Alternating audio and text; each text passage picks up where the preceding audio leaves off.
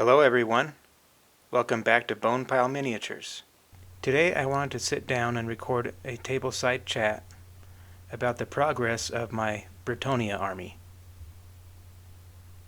I recently uploaded another video about this army that features just pictures and music, but this video will be of a little bit different format. Imagine you and I are sitting down at my tableside and I am showing you my Bretonnia Army and explaining to you what I've done with it and why. So I hope that this will be a very enjoyable and casual video. So actually I'm currently building 6 different Warhammer fantasy armies, and that number may grow over time, but the very first army that I began with was Bretonnia, and I consider Bretonnia to still be my primary army. So we will begin this video series with them. I initially made the goal to get all 6 of my armies up to 1,000 points. Now that I have obtained that goal, I will do a set of videos for each of those armies. And this will be the first one featured. But with Bretonnia, I overshot the goal by about 300 points. And that's because I was working on the Knights of the Realm and the Questing Knights at the same time, and I was in the middle of both units when I crossed the 1,000 point threshold. And I wanted to finish them up before I took a break. I also started to build my Bretonnia army long before I started to build my other armies, and so they've been ahead of the pack for quite a while. So let's begin with an overview of the army. So in the back row we have 15 Knights of the Realm on the left, and then 10 Questing Knights on the right. On the front row there's 20 bowmen with defensive stakes. In the middle are my 3 Command Knights, and that includes my General, my Battle Standard Bearer, and a musician, and they are also all Grail Knights. Next to them is a Damsel of the Lady, and she is a low-level wizard. And then on the far right side I have 20 men-at-arms, and all the way up front I have a Lady of the Lake model. So the first question someone might ask me is, what's the inspiration and general concept behind my army? Or why even do Bretonnia in the first place? So I was introduced to Warhammer during the 8th edition era. I made a couple of friends who were part of a Warhammer gaming club, and they invited me to come check it out. I found that the club had several members and that they had a decent spread of armies. So I decided to join the club. And when I began to investigate which armies were missing from the club, I noticed that Bretonnia was among them. And I suggested to my friends that I might do Bretonnia, and they were all in favor of it, and they mentioned that they had not seen a Bretonnia army in a very long time, and that they had missed seeing large units of knights come to battle. So as I thought about it, I decided that knights would suit me pretty well, and that I would do it. So I went ahead and bought the army book and started to thumb through it. And inside I found these pages about the heraldry. They show a number of lords and heroes within Bretonnia, organized by domains, and many of them intrigued me. I skimmed through some of the background and I imagined each hero and lord in these pages leading a band of knights into battle. Some bands would be larger and some would be smaller. There would be different levels of prestige and wealth and rank. So I knew that I didn't want to do the High King of Bretonnia. I wanted to do something different. So I decided I would try one of the Lord characters as my general. So I started thinking about this Lord with the dragon heraldry. He's the first Lord mentioned after the High King of Bretonnia. His name is Bohemond de Baston, also known as the Beast Slayer. I thought that the dragon heraldry was pretty cool, but also that the colors, red and yellow, would be bright and bold for a knight. And when I looked at the map of Bretonnia, I saw that his dominion was right in the middle of Bretonnia. Thus he could easily interact with any of the other lords. I could see that his dominion is mostly plains and a small amount of forest. I was also happy to find that there was a model available that resembled him.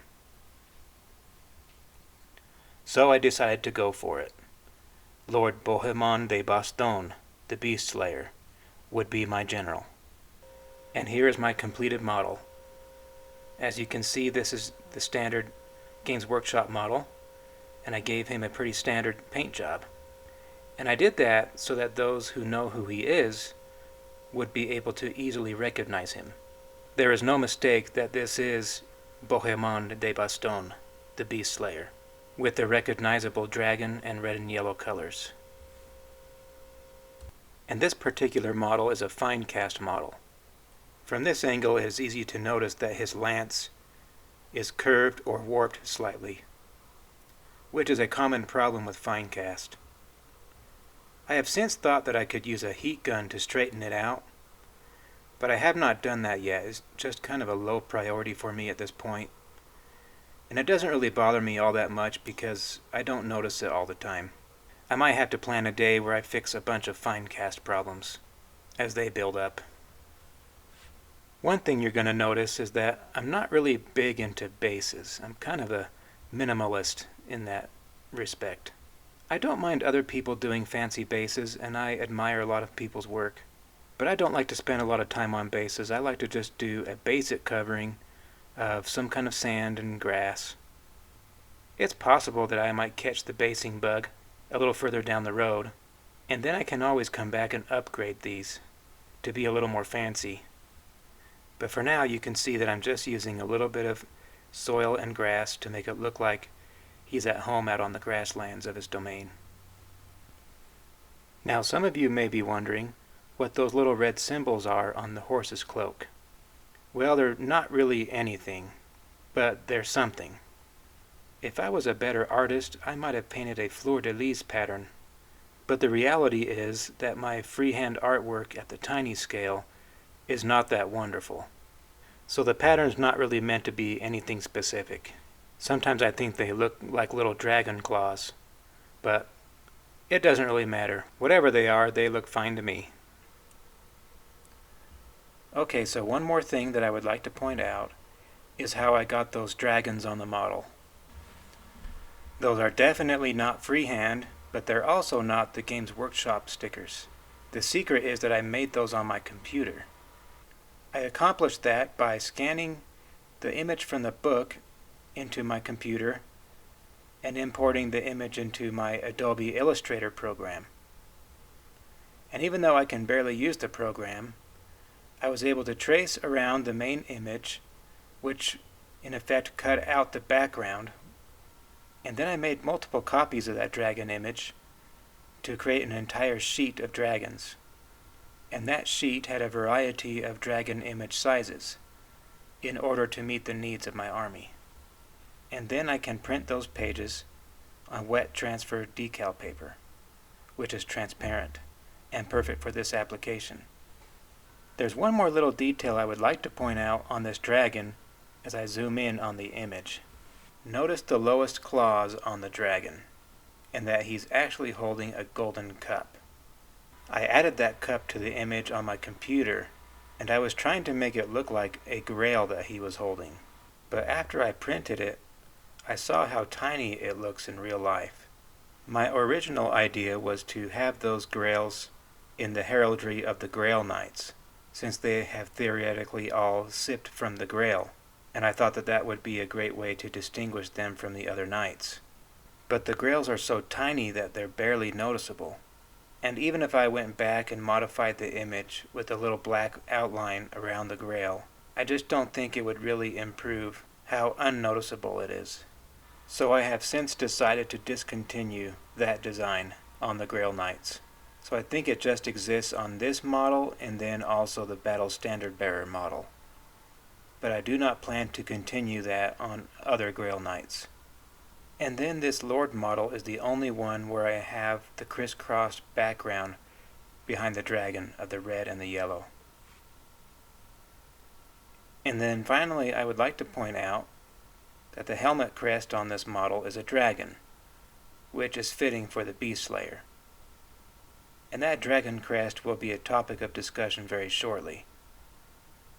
So overall, I do like the model.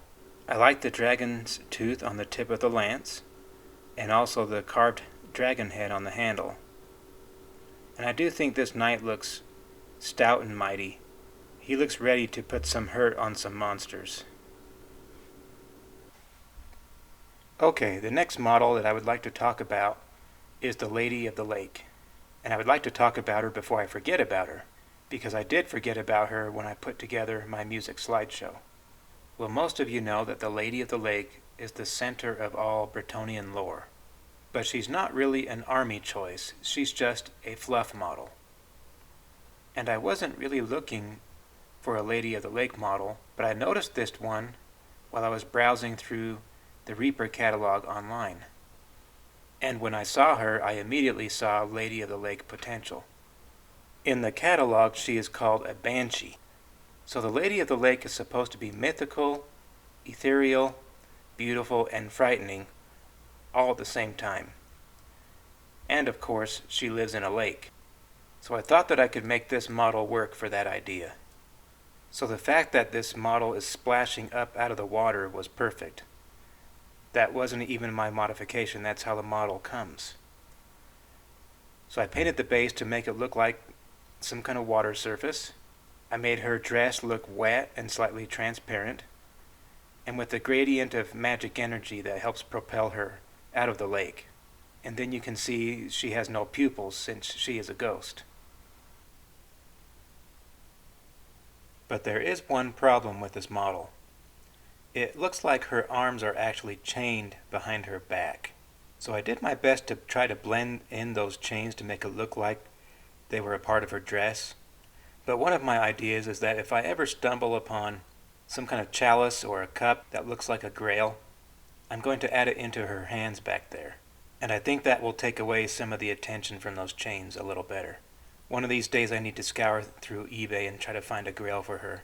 And that's on my to-do list, but I keep forgetting about it.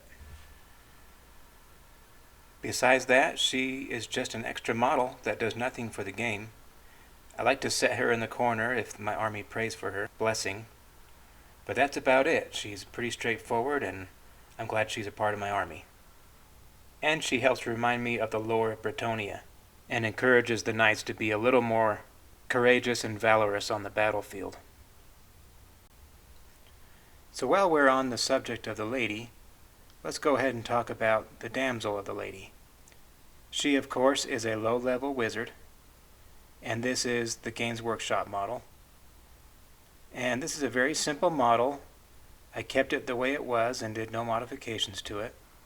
I thought that a fair maiden of the lady would be riding a white horse, so I gave one of those to her, and then I gave her a bold red dress. That way she looks like she belongs to the realm of Bastogne. She is also another fine cast model.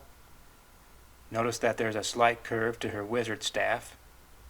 And also notice that I put some golden threads in her hair, which I think enhances her beauty. And then I like the way her eyes turned out. Big, bright, and blue. And I think they match well with the white veil on her head. She turned out exactly how I envisioned her. She is strikingly beautiful and also looks courageous. And her expression is like she's just about to pronounce some kind of spell on somebody. I think she's a great addition to my Bretonnia army. Now I want to move on to the Battle Standard Bearer, which is the third character in my army. And most of you know that Bretonnia is a very character-heavy army, especially at the low points level, which presents a challenge to army composition. Spreading the points among so many characters means that not one of them is all that wonderful. But of course everyone in Bretonnia wants a piece of the glory, and so we must accommodate that. It also means that my general, Bohemond de Bastogne, he's not up to his full potential yet. At these low points levels, he basically works as a low-level paladin. But let's get back and focus on this battle standard bearer model. You may have noticed that this is just a normal Knights of the Realm model with some modifications. So when I looked around for a battle standard bearer model, there's really only one that pops up. And you've seen it, it's the one with the large grail on the front of the banner. It's very impressive and I do like the model. And I might even already have a copy of that model. But it seems to me like that model is better suited for the High King of Bretonnia, and that it would be the banner of all banners of Bretonnia, especially with that large image of the Grail on front. But for my army general, I wanted something a little less spectacular, but more tailored to Bohemond de Baston, the Beast Slayer. So I decided to make my own banner. And some of you might make your own banners on a regular basis, but for me this required some trailblazing. So I made this banner out of plasticard. And plasticard is a semi-rigid plastic, and it's a great crafting material. All I had to do was cut out the shape, and then use a heat gun to bend the material. And it does bend and flex rather easily under heat. And what you're really doing is bringing the plastic to melting temperature, which can actually cause a few issues, because the heat does not discriminate what it melts. For example, when I was trying to wrap the banner around the pole of the standard, it also wanted to melt the pole, and in consequence the pole kind of lost its original cylindrical shape, as you can see in this photo. But with a little bit of finesse you can generally get it to where you want it. And putting the heat on the flag part of the standard is what puts those furls into the flag, to make it look like it's flapping in the wind. So that's what I did here, even though I tried not to exaggerate it too much, because I wanted to decorate the banner without any hindrance. And as I mentioned earlier, the melting process is a little awkward, because you have the heat gun in one hand, you have your plastic part in the other hand, you're trying not to burn your other hand, and you're also trying to not allow the plastic piece to turn into a puddle on the floor. And so it's a little hard to control what happens to the plastic as you're heating it up. One of the tricks I discovered to help control what happens to the plastic is to use gravity as a third hand. You can try to hold the piece in a way that gravity works in your favor to adjust or move or bend the material in the way you want it to go. So that's my little tip if you want to try to use this method. So the way I decorated this banner was I applied a larger print of my dragon decals on both sides, and then I added a fleur-de-lis sticker, which comes from the Games Workshop decal sheet for Bretonnia, and then that little grail image is hand painted. It's not a spectacular grail, but for me that's about as good as I can get, and so I'll take it. And overall I'm very satisfied with it, and I think it's very fitting for my general, the Beast Slayer. I was actually trying to make it look like one of those old medieval tapestries with multiple two-dimensional images on it. I think those are pretty cool, and I think this banner resembles one of those. And then finally I topped off the standard with one of those dragon crests, which is the crest of my general. And that's the crowning piece of the whole standard. And now let's turn back to the knight himself. You can see that I also gave him a dragon crest on his helmet in honor of his general. And overall I tried to give him a very ornate appearance. Every single buckle and every single rivet is painted, which I don't really do with all my standard knights. I freehand painted trees and branches and leaves and acorns all over this knight to give him some unique decoration, and even the saddle is embellished, but you can't see that in this picture, of course. But I do magnetize all my riders to their mounts, and so if I was to remove this rider you would see his saddle. And that's one of the small details I've done to all of my Bretonnian knights, is I have magnetized all the riders to their mounts. I don't know why I do that, but I figure it's easier to do it now during the building process than to decide to do it later on and go back and do them all at once. And I think I like the idea that I can swap riders and mounts if I don't like how a pair of them are matched up. Let's have a look at the front of the knight. I gave him a solid gray horse, and if you look at the front of the knight's tunic, there's some kind of a feathery creature on it. And once again, that's not meant to be anything specific, but it looks like something. Whatever it looks like to you is fine with me. Let's get a little closer look from the side. It's when I started to paint this guy that I decided that all my Grail Knights would have a yellow field behind the dragon heraldry. And if you look closely, you can see that the dragon is holding a grail in his lower claw. And like I already said, this is the only other model besides the general that has that grail feature in the heraldry. And that's why I decided to paint the yellow background to the heraldry to come up with a different idea for distinguishing the different classes of knights within my army. I still wish the grail idea had worked, but I am satisfied with this substitute.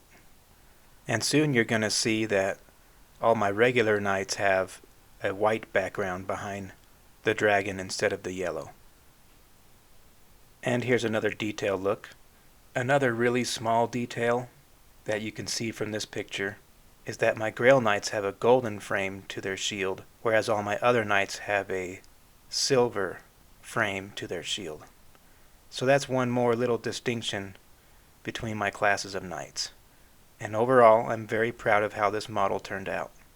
And I'm basically using him as a standard as to how all of my other Grail Knights will be modeled.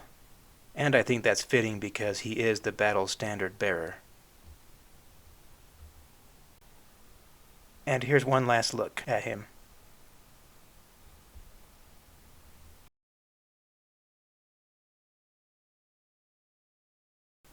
Okay, so I do have one more Grail Knight, and he is the musician for the command group. That includes the general and the battle standard bearer. And he is a Grail Knight like the rest of them, but he is not a character. He basically serves as a wound buffer for the other two. And he also helps me reach the minimum unit size for Grail Knights, which is 3. And like the other Grail Knights, he benefits from a very fancy paint job. He has a golden dragon crest and a golden trumpet.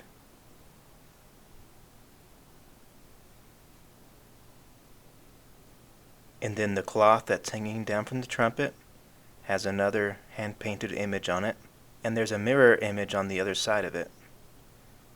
And once again, it's not really meant to be anything specific, but it looks like it could be something cool. There's some kind of a winged creature and some fire on there. Maybe it's a dragon, maybe it's a hippogriff. It can be whatever you think it is.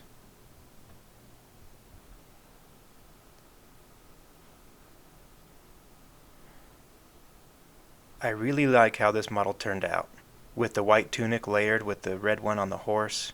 Both have crosshatch patterns that are meant to be similar but not exact, which I think works out really well. And what are those symbols between the crosshatches? Once again, they're not really meant to be anything specific, but they look like they could be something. Maybe they are stars or whatever you think they are. It looks like the musician also ended up with a gray horse, but a slightly different shade. And there's another ambiguous image on the back of his helmet. It kind of looks like a bird, but it's not really meant to be anything specific. So that's the whole command group together. I think they look pretty awesome. Each one has its own flair, but they also look like they go together. And I really hope that all my Grail Knights turn out to look this awesome. And I'm looking forward to making some more of them.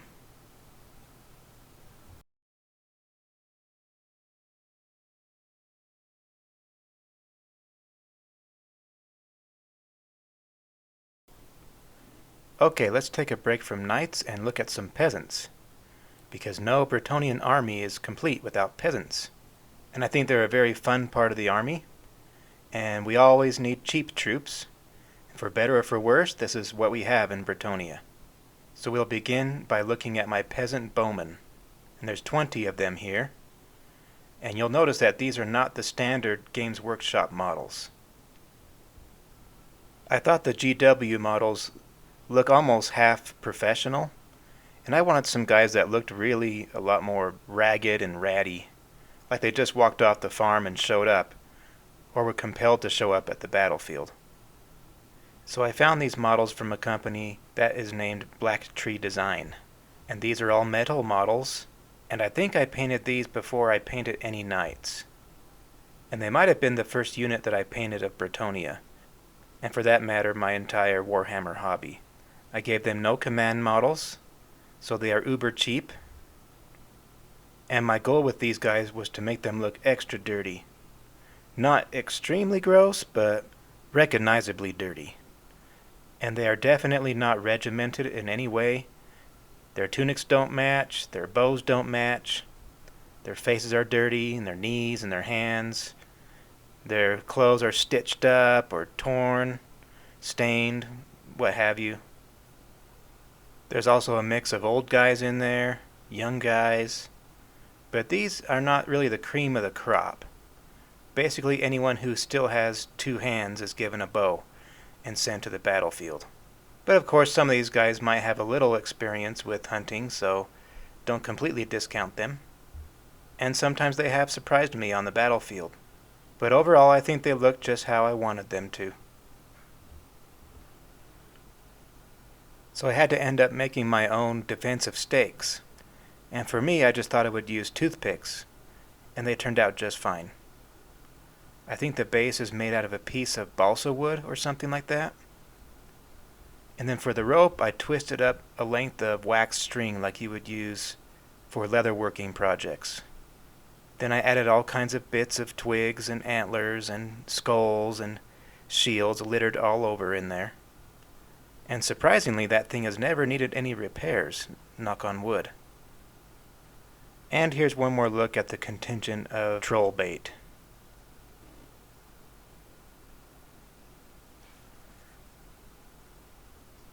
Okay, here's my next peasants, the men-at-arms. Once again I passed on the Games Workshop models, and I went to Black Tree Design. While still peasants, I wanted these guys to look a step above the bowmen. They're not quite the bottom of the barrel, they have somehow managed to float to the top, for one reason or another. So the Lord actually bothered to give them some rudimentary training, some forged weapons, and a little bit of light armor. But no lord would do any more than that for the peasants. But Bohemond de Baston is a little more well off than some of the other lords, and can afford to give them a few of the basics. But overall I wanted to still give them a dirty peasant look. Most of that leather armor is 2nd, 3rd, or 4th hand. Their captains have no problem recycling leather from their dead and injured. And there may even be rumors of some cursed leathers that nobody wants to wear, unless absolutely forced to. And for this unit I did paint some command models, and as you can see the champion somehow managed to get a suit of mail. I think in most cases if the knights see that, they would cut off the peasant's legs and confiscate the mail for desecration. But this champion happens to be a crusty old goat of a veteran who has gained a smidgen of respect, and that's the only reason why they permit him to keep it. And here's the banner, which is fittingly pathetic for a unit of peasants. It's not something that would inspire a knight, but for these peasants, it's all they've got. So the banner dude does not come like this. I think I took the tip of a lance from the Knights of the Realm kit and swapped it out for the axe blade to make this banner. This peasant has an expression like he feels like he's holding a target more than a banner. And he may not be wrong. The musician is a gray hair, and I modified the way he holds his halberd, and I started doing modifications very early on. I don't do it a lot, but I started nice and early. And I think I put this unit together right after the bowman. So I started experimenting with just my 2nd unit. So that's those guys. And once again, I like how they turned out. I am probably going to stick with black tree design for my peasants, and I plan to get more of them. They're kind of a helpful but comic relief part of my army. Now, if you look at the Warhammer Armies project book for Bretonnia, it does have an even cheaper unit of peasants than the guys I've shown you. They are extra cheap, and they just carry pitchforks and shovels and things like that. And I do know that Black Tree Design has some models like that. And I would probably do a unit of them at some point in the future, too. There's just something about peasants that makes me grin. They're just fun. They're both hopeless and hopeful at the same time. Now let's look at the heart of the army, the Knights of the Realm. The Army book allows a unit size from 5 to 15 models. And so I went for the full 15 models for this unit. I consider the Lord of Bastogne to have enough prestige and power to bring a full unit of knights to the table. He manages a large dominion and has ample supply of brave knights to swell the ranks. Now let me talk about my general approach to painting these knights. I decided against the idea of painting a unique heraldry for every knight in my army. I'm not really concerned about historical accuracy here. This is a fantasy army, and not a historical army. So I decided that the Knights of the Realm would honor the heraldry and the colors of their general. And so that's how they appear on the battlefield. Yellow and red, and a little bit of white. They also carry the dragon image for their heraldry. But the Knights of the Realm are missing the dragon crest on their helmets. In my army, those are just reserved for the Grail Knights only. The main reason why they don't have crests is because I am using Knights of the Realm kits for all of my knights. That includes the Grail Knights and the Questing Knights. The kits for Questing Knights and Grail Knights are just too expensive for me, so I'm using the basic kit for all of my knights. And I had to find a way to make each class of knights look distinct. So somebody might mistake this unit for a unit of errant knights, because they're missing the helmet crests. But for me, they are Knights of the Realm, and I do have a different idea of how I'm going to model the errant knights, but I haven't built them yet. But as I will show you, even though I used the same color scheme for all these knights, I tried to paint them all differently, which was a lot of fun. So what I did was I tried to mix up the colors on riders and mounts in such a way that no two knights have the same pattern. So even though they are required to use the colors of their lord, they have the liberty to come up with their own unique patterns, which is kind of symbolic of their unique society that combines both loyalty and independence. And I thought that this paint scheme was good symbology of that. And so I hope it comes across that even though they all look similar, I didn't want them to all look like a bunch of cloned stormtroopers, even though I was using the same color scheme. Let me show you some examples. So if you look at the closest knight, you can see that the front half of the horse is red and the back half of the horse is white. And then if you look at the next knight, it might be hard to see, but the top half of the horse is red, and then the bottom half of the horse is yellow. And there's so many ways to change all that up. You can change colors from the front half to the bottom half, from the front to the back, and you can also change it up by quarter. And there's so many different ways you can do it. I haven't even really scratched the surface yet. Of course, you can also change horse fur color and the knight's tunic's color. You can change the lance color, and on and on and on. With these 15 knights, I've really only just begun the many possibilities and ways you can mix things up and make each knight look unique. And this really has been fun to do. It's fun to come up with a different combination for each one, and I look forward to doing some more. And except for the removal of the helmet crests, I didn't do any significant modifications to these knights. Well, of course, the riders and the mounts are all magnetized together, but that's about it. There's nothing real special about the command models, except that the champion has no helmet on because he thinks he's invincible. The unit standard has the dragon heraldry on it. You can see that all the knights have a white background behind the dragon image on their heraldry. And on the standard bearer, you can also see a different color scheme pattern that I put on that horse. One side is red and the other side is yellow. That's just another example of how I changed up the color scheme for these knights. And I think this whole unit turned out fantastic. I'm very pleased with them. And last but not least, let's check out my questing knights. Once again, I used the Knights of the Realm kits for all my knights. So I had to come up with a distinguished way to model the questing knights. Now these guys are dedicated to performing special missions in order to seek the favor of the Lady of the Lake. So they don't perform normal knight duties of the realm. For these guys I took inspiration from the Knights Templar, who were also a special type of knight. So I have them adorned with these white tunics, both the knight and the horse, but there's still a splash of red and yellow here and there, but mostly white. And that's because the knights are still independent men. They're not regimented, they're not stormtroopers. They just belong to a special order of knights, and they wear the robes of the order. They still carry the heraldry of their lord, which in this case is the dragon, and that way their homeland can still be identified. They still have not earned the dragon crest for their helmets. They will earn those when they become Grail Knights. They all carry great weapons. Some have great swords and some have great battle axes. Of course, battle axes don't come in the kits for the Knights of the Realm. And they also don't have any great swords. But they do have some swords in the kit that are attached to chains, so I kind of used those as my great swords. I thought they were close enough. But the battle axes had to come from somewhere else.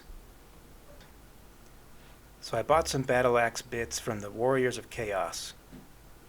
And then I had to change their appearance to look less barbaric and more civilized, like something that a nobleman would carry. So I cut off excess points and I smoothed them out. Now very recently I have learned that the Empire Army has some kits with some great swords in them. So I believe my future questing knights will get some of those. But these guys missed out. But I can look forward to some better great swords in the future. And I will find a way to mix them in proportionally. And then the most inevitable modification I had to perform with these questing knights was that I had to create my own questing items. So in the standard questing knights kit that Games Workshop offers, each knight has some kind of attachment to the back of the horse or something that makes it look like they're trying to accomplish something in the world, some kind of quest. So I had to be creative in making my own, and that was really fun. For example, this knight thinks he needs to do some falconry on his quest. This knight is carrying a dwarf warhammer. It seems as if he's already been busy, like this was a gift from a dwarf village that he saved from a terrifying monster. And then this knight must have slain a dark elf champion in single combat. The bottom third of the shield is completely missing. This knight needs a strong climbing rope for his quest. This one had to hunt a special rare beast in some faraway land. This one had to slay a demon, and judging by the fresh gore, must have been very recent. This one had to find a rare artifact, in this case a golden skull. He must have been doing some dungeon crawling. This guy's bringing his own shield along for the ride, just in case. Now there's a few knights that don't have any quest items. I think I put quest items on about 80% of them. You can imagine that some of them have just started their quest and have not collected anything of value yet. But you can see that I had a lot of fun putting these together, and the sky is the limit when coming up with these kinds of ideas.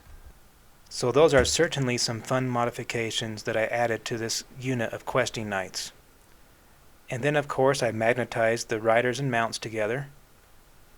And then on a final note, I also built all of my own movement trays from scratch. And if you are curious, I do have a tutorial on my blog for anyone who is not familiar with how to do that. And the way I do it, it ends up completely magnetized.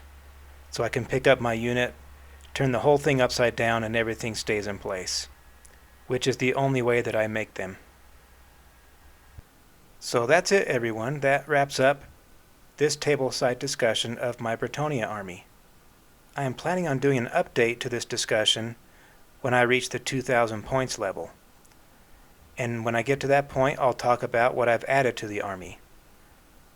In the meantime, look for a couple more videos like this one that will focus on my Tomb King's army. Those will be coming up very shortly. And also after that, I will be adding some battle report content to this channel. So please stay connected and we will see you soon. And of course, happy wargaming!